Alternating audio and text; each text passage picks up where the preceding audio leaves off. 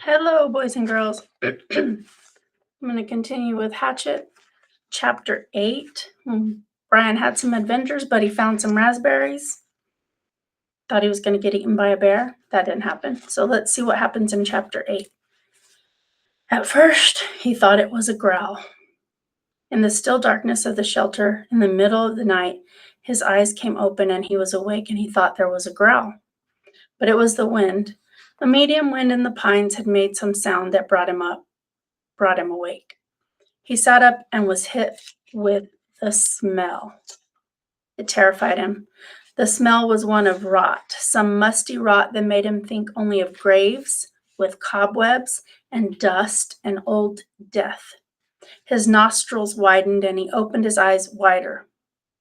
But he could see nothing. It was too dark, too hard dark, and with clouds covering even the small light from the stars.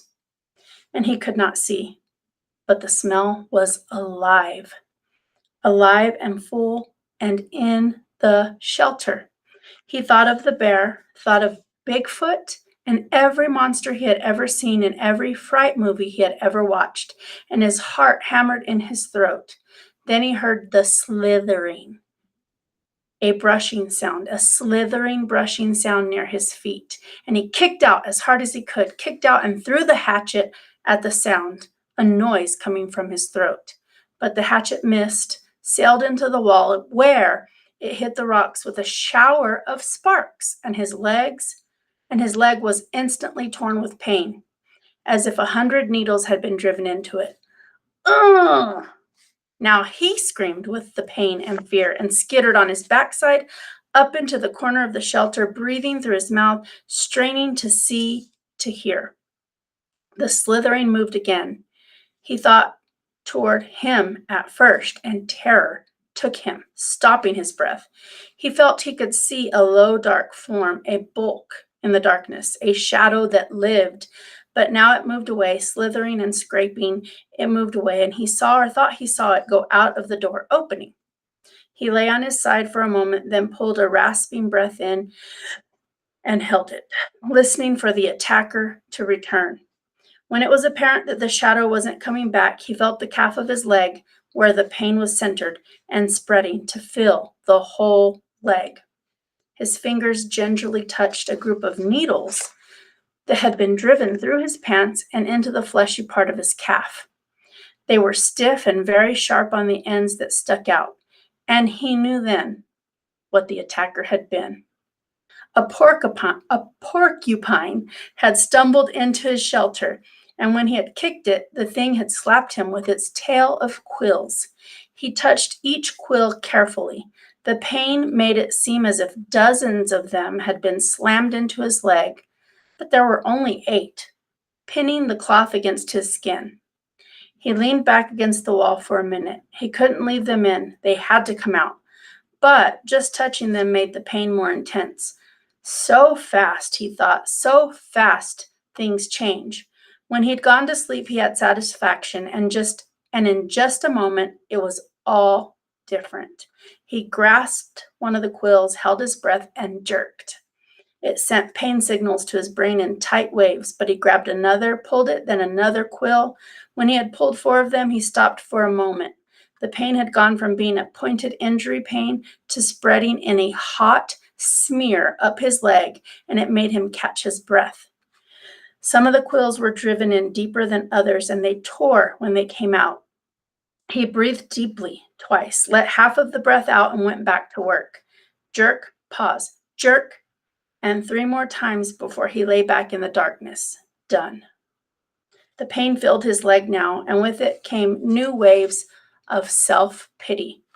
Sitting alone in the dark, his leg aching, some mosquitoes finding him again, he started crying.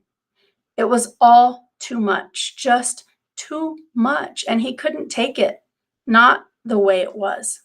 I can't take it this way, alone, with no fire, and in the dark, and next time it might be something worse, maybe a bear, and it wouldn't be just quills in the leg, it would be worse. I can't do this, he thought again and again. I can't. Brian pulled himself up until he was sitting upright back in the corner of the cave.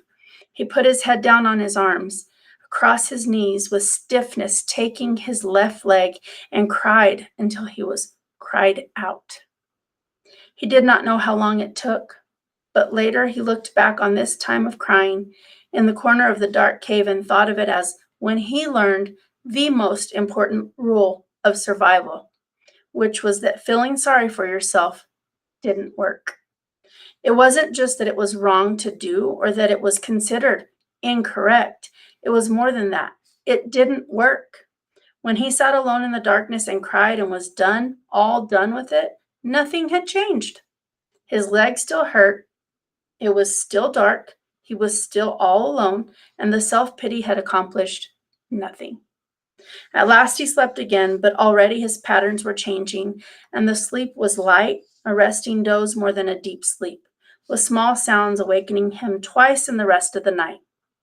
In the last doze period before daylight, before he awakened finally with the morning light and the clouds of new mosquitoes, he dreamed. This time it was not of his mother, not of the secret, but of his father at first, and then of his friend Terry. In the initial segment of the dream, his father was standing at the side of a living room looking at him, and it was clear from his expression that he was trying to tell Brian something. His lips moved, but there was no sound, not a whisper. He waved his hands at Brian, made gestures in front of his face as if he were scratching something, and he worked to make a word with his mouth, but at first Brian could not see it. Then his lips made a shape, but no sound came. Ma. Brian could not hear it, could not understand it, and he wanted to so badly. It was so important to understand his father, to know what he was saying. He was trying to help, trying so hard. And when Brian couldn't understand, he looked cross, the way he did when Brian asked questions more than once, and he faded. Brian's father faded into a fog place Brian could not see, and the dream was almost over, or seemed to be, when Terry came. He was not gesturing to Brian, but was sitting in the park at a bench looking at a barbecue pit, and for a time, nothing happened. Then he got up and poured some charcoal from a bag into the cooker, then some starter fluid, and he took a flick type of lighter and lit the fluid. When it was burning and the charcoal was at last getting hot, he turned, noticing Brian for the first time in the dream. He turned and smiled and pointed to the fire as if to say, "See, a fire."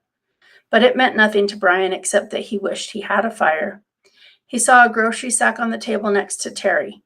Brian thought it must contain hot dogs and chips and mustard, and he could think only of the food. But Terry shook his head and pointed again to the fire. And twice more he pointed to the fire, made Brian see the flames, and Brian felt his frustration and anger rise. And he thought, all right, I see the fire, but so what?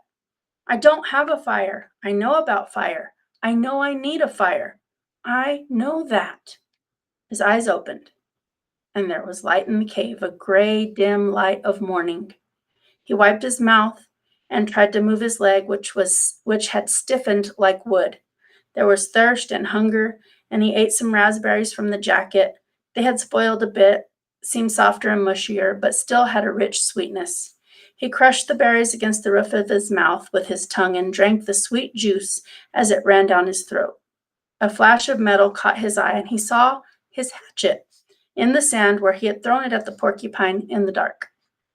He scooched up, wincing a bit when he bent his stiff leg and crawled to where the hatchet lay.